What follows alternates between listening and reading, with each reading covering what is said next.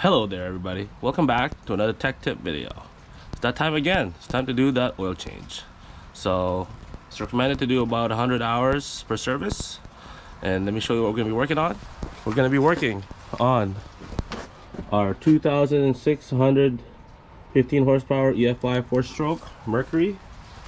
There's the cowling right there. So we've gone ahead and removed that cowling. We tilted this engine up. And let's talk about the things that we're gonna need. So we got ourselves a little drain pan. We got some paper towels. We got a funnel. We have our oil filter. Make sure to double check and match your number. You don't want to be stuck in the middle of your job and next thing you know you got the wrong filter. So it's a 35-8M016280. This is a Quicksilver brand. Okay. We're gonna need a 18 mil to bust this bolt right there. Okay, now we're gonna need our oil filter wrench. This is actually for my Toyota vehicle and it seems to fit right on the oil filter, so we're gonna do that.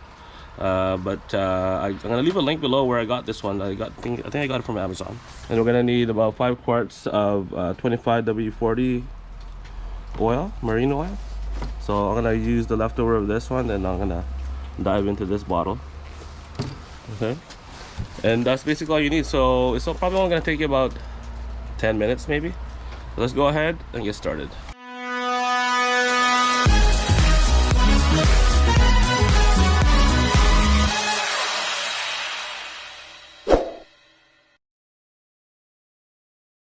Alright guys, so I tilted that engine towards this side. So all you gotta do is get this thing ready, hold it up close, and then that way you don't make a big mess. Let's go ahead and bust this nut. Okay, so that's loose. So keep an eye on that crush washer or that gasket that's behind this bolt. You don't want to lose that. Oh, there it is. Okay, so once you got your stream going, all you gotta do is hold it in place so you don't make a big old mess. Okay, so this one came off with the unit right here, so they recommend you change that as well, but this one looks pretty good, so I'm gonna leave that alone. But I want to leave a link in the description section to see what's the part number on that guy. So there it is. I got my light on it. It's leaking away. Look at that black oil, guys. We're gonna let this thing drain out and I'm gonna replace it with some of that gold liquid. So there you guys have it. It is draining. It is almost done. It is literally down to a trickle. Let's go ahead and put this thing back on. So we're gonna bottom out this bolt and then we're gonna give it about 1/8 of a turn. Okay, we'll take this. There you go, we're bottomed out. Now we're gonna give it. Okay, that's about right there. And then we're gonna wipe off the excess. Okay, we're spicked, we're span, we're ready for the next step.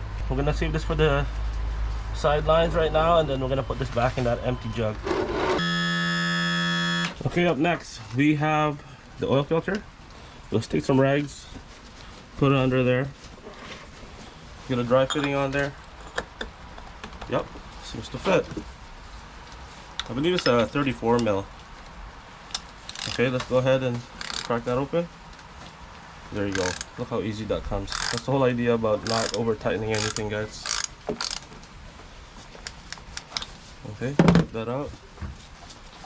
I love that this thing fits as well, so I don't have to buy another piece. So there it is, guys. So that's the whole idea with the rag. We're gonna stuff it in there. So there it is. All we gotta do is change that.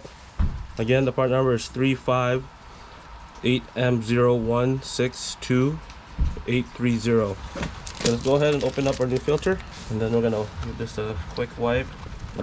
Let's get our oil, stick our finger in there, get it wet. Now we're gonna put some of this oil on that rim where the gasket is. Let's go ahead and thread our filter. So the idea here is gonna bottom it out, make contact. Okay, and then we're gonna take our wrench. We're gonna give it a 3/4 turn. So there it is. So 1/4. Okay, that's it, guys. You don't have to do it tight. Just snug. Okay, up next, we're gonna fill the oil reservoir. So, what oil are we gonna need and how much of it? So it says right here, guys, 25 WD-40, oil capacity 4.5 liters. So that's 4.8 US quarts. Okay, and then it gives you an array of temperatures which is suitable. So right here, it says it right here. So basically 25 WD-40 is our best bet. So that oil reservoir is right here, located at the rear end of the boat, of the motor. Okay, there it is. Okay, so let's get our funnel in there. So we're gonna need about 4.7 quarts. So right now we're at 1.5 quarts with this bottle. Look at that clean oil, guys. Okay, let's go ahead and let's take a measurement of our oil level. Let's stick it in there. We're about a ½ inch away from our fill line, so let's go ahead and fill up some more.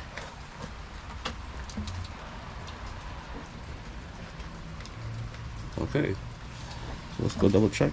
Okay, so we're basically at the fill line. So next thing we're gonna do now is we're gonna give it a run. We're gonna let it sit on idle for a few minutes, and then we're gonna let it rest to settle down. Okay, let's go ahead and put our water back on so we can run the engine. Okay, so the water's back on. Let's give it a start. I got my handsome assistant right here. Are we on run mode? Yeah. Okay, and then we're on the engine. Okay, go ahead and give it a start. Just turn it? Yep. Okay, there you guys have it. We got our engine running. So we're gonna give that a few minutes, then we're gonna shut it off and let it settle, then we're gonna check it again.